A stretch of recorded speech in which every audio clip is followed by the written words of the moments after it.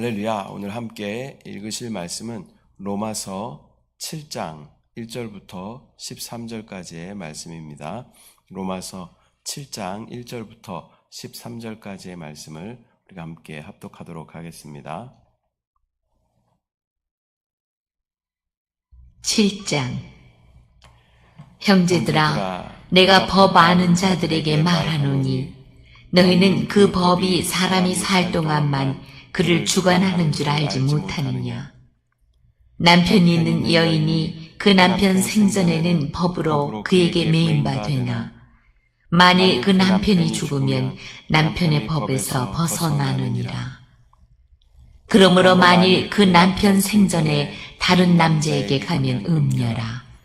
그러나 만일 남편이 죽으면 그 법에서 자유롭게 되나니 다른 남자에게 갈지라도 음녀가 되지 아니하느니라.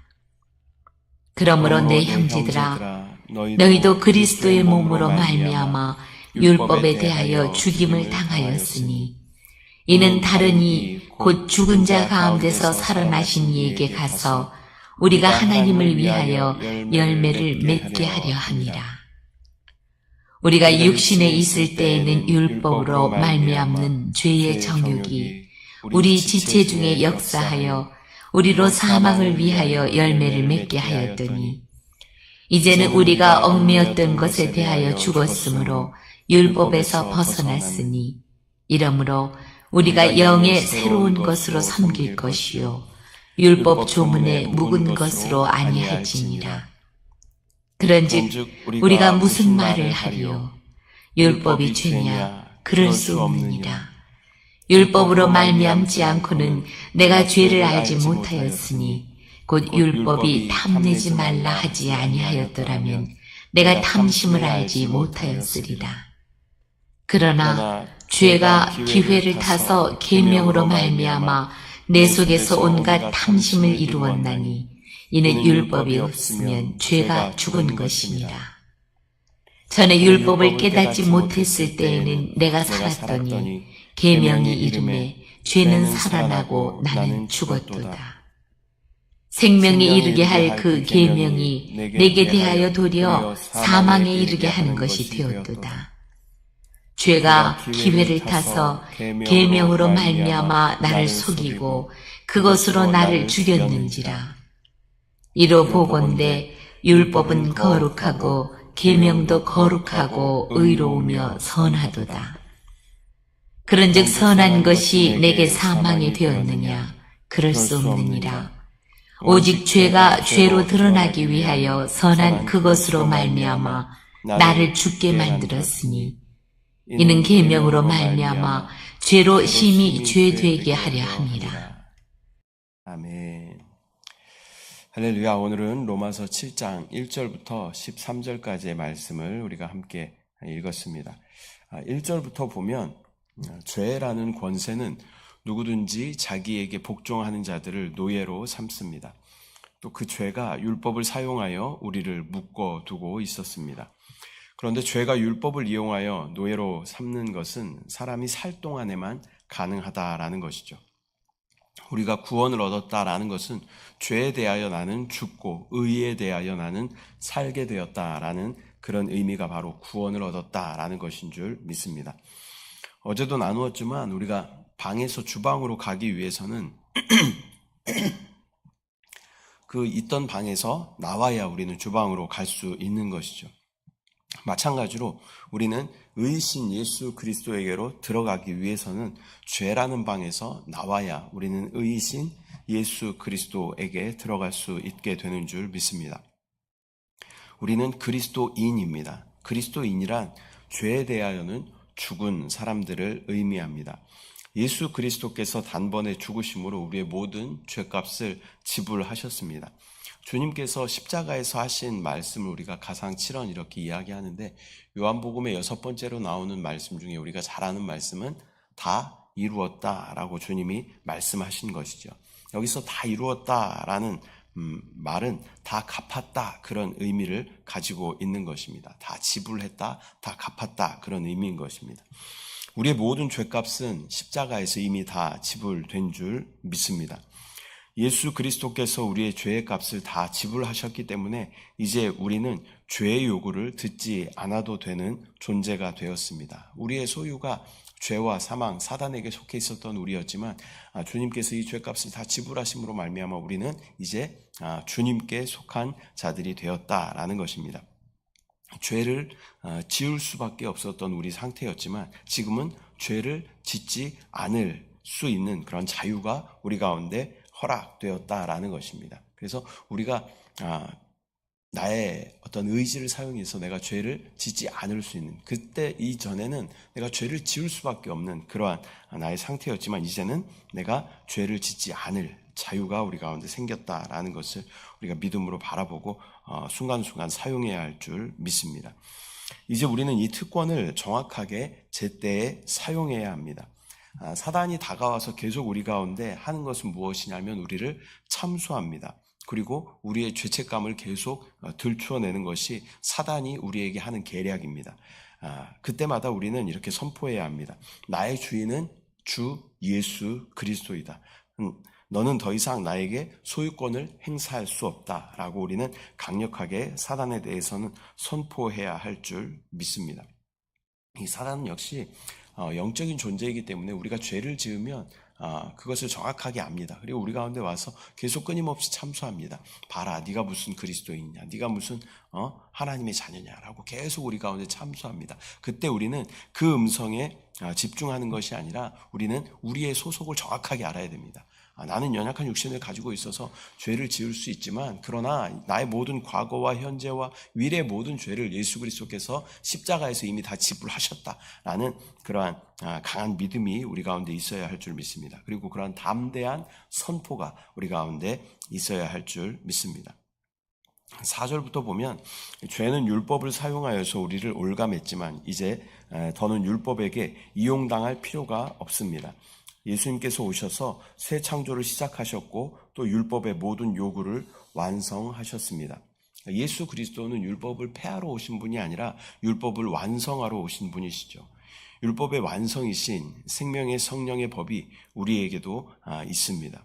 이 법도 역시 우리에게 요구가 있습니다. 율법이 요구가 있었던 것처럼 이 생명이 우리 안에 있는 생명의 성령의 법도 우리 가운데 요구가 있습니다. 그러나 생명의 성령의 법과 율법의 다른 점이 무엇이냐면 율법은 요구만 있어요. 그래서 이것을 지키지 않으면 그에 합당한 대가를 지불해야 되는 것이죠. 벌을 받게 된다는 것입니다. 그런데 우리 안에 있는 생명의 성령의 법은 역시 요구가 있어요. 우리 가운데 이것을 해라, 이것을 하지 마라. 그리고 우리 가운데 계속 제안하고 또 권면하시는 그런 요구들이 있어요. 그런데 다른 점은 무엇이냐면 생명의 성령의 법은 요구도 있지만 그것을 행할 수 있는 능력까지 우리 안에서 함께 공급하신다라는 것입니다. 다만 우리가 할 것은 무엇이냐면 우리는 영 안에 거함으로 의이신 그분이 행하시도록 우리의 삶을 내어드리면 되는 것입니다. 내가 그것을 행하지 않고 나의 뜻대로 그것을 행하는 것이 아니라 우리가 다만 우리는 의지를 사용하여 영 안에 거하고 영 안에 거한 이유로는 우리는 주님이 하시는 대로 따라갈 때 우리는 이 생명의 성령의 법의 그 요구를 또 넉넉하게 지킬 수 있게 되는 줄 믿습니다. 옛 시대의 율법은 생명의 성령의 법으로 대체되었습니다. 또 다른 보혜사로 우리 가운데 오셔서 실제로 우리를 인도하시고 제안하시고 위로하시고 격려하시며 이기게 하셔서 주님의 온전하심을 담게 하는 분이 내 안에 생명과 능력이신 성령이신 줄 믿습니다. 죄는 우리에게 율법을 이용하여 사망의 열매를 맺게 하지만 이제 죄에 대하여 죽은 우리에게 율법은 성령의 역사로 영생의 열매를 맺게 하십니다. 시효가 만료된 옛 것을 붙잡고 있으면 우리는 다시 죄의 노예였던 그때의 삶으로 돌아가게 될 것입니다. 또한 사탄은 끊임없이 우리의 죄를 들추어내면서 죄에 대하여 생각나게 하고 이미 회개하고 주님께서 용서하신 죄를 또 다시 생각나게 하고 죄책감에 사로잡히게 하는 것입니다. 또한 주님이 용서하신 것을 의심하게 만듭니다. 죄를 생각하고 죄책감에 있으면 우리는 죄와 사망의 법 아래에 있는 것입니다. 그때 우리는 이것을 다시 영으로, 다시 생명으로 돌아가라는 사인으로 받아야 할 줄 믿습니다. 우리 안에 계속 어떤 참소와 죄책감이 있을 때는 내가 지금 죄와 사망 아래 있구나. 다시 내가 생명의 성령의 법 안으로 들어가야 하겠다라는 사인으로 우리가 받고 주의 이름을 부르고 기도함으로 또 다시 영 안으로 들어가야 할 줄 믿습니다. 7절부터 보면 율법과 계명 자체는 의롭고 선합니다. 그런데 성경에는 율법의 저주라는 표현이 나오죠. 율법이 저주일까요? 율법은 하나님께서 주신 것이죠. 하나님께서 시내산에서 모세에게 저주의 율법을 주셨을까요? 그렇지 않습니다. 율법은 본래 선한 것입니다. 그러나 저주라는 표현을 쓴 것은 율법을 지키지 못할 때 그것을 지키지 못하는 내가 저주가 되는 것이죠. 율법은 하나님의 뜻과 성품을 알려줍니다. 또한 거룩한 삶을 안내하며 또 생명에 이르게 도와줍니다. 그러나 거룩한 율법이 죄에 이용당할 때는 우리로 죄를 짓게 만들고 또 우리를 사망으로 몰고 가는 것입니다. 13절부터 보면 이 사망의 책임은 율법에 있는 것이 아니라 내 안에 죄에 있는 것입니다. 그 죄를 허락한 나에게 책임이 있다라는 것입니다. 율법이 없다면 우리는 하나님을 제대로 알 수 없고 또 하나님과 기뻐하시는 그런 관계를 맺을 수도 없지만 율법이 있다고 해서 저절로 거룩한 사람이 되는 것도 아닙니다. 유대인들의 착각이 여기에 있었죠. 율법을 가지고 있으니 나는 거룩하다라고 스스로를 여겼던 것입니다. 그렇기 때문에 율법을 지켜서 죄를 이기려 하는 것은 계속되는 악순환이 되는 것입니다. 율법은 우리에게 길을 제시하고 그 길로 안내합니다. 그러나 율법의 더 중요한 기능은 우리가 할 수 없음을 깨닫게 하고 그렇기 때문에 나는 주님이 필요합니다 라는 고백을 듣기 원하시는 것이 하나님의 뜻인 줄 믿습니다.